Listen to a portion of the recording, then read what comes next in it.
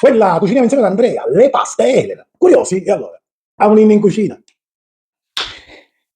E rieccoci qua al nostro appuntamento goloso. Ci occorrono pochissimi ingredienti, ma buoni. Partendo subito da un disco di pan di Spagna, quindi preparatevi un classico pan di Spagna, sta 2 dischi di pan di Spagna. Una volta coppati i dischi di pan di Spagna li teniamo da parte e continuiamo la ricetta. In una bowl inserite della ricotta di pecora, Zucchero. zucchero ottenete una crema di ricotta. Teniamo da parte, tostiamo delle granella di mandorla, prepariamo uno sciroppo di zucchero e poi zuppiamo i dischi. Cominciamo con un coppa pasta a dare la forma al nostro dolce. Questo è uno shorts, se siete incuriositi e ingolositi da questa ricetta, in descrizione troverete il link che vi proietterà direttamente nel video integrale, dove lì non solo spiegherò tutto nei minimi particolari, ma in descrizione troverete la grammatura degli ingredienti.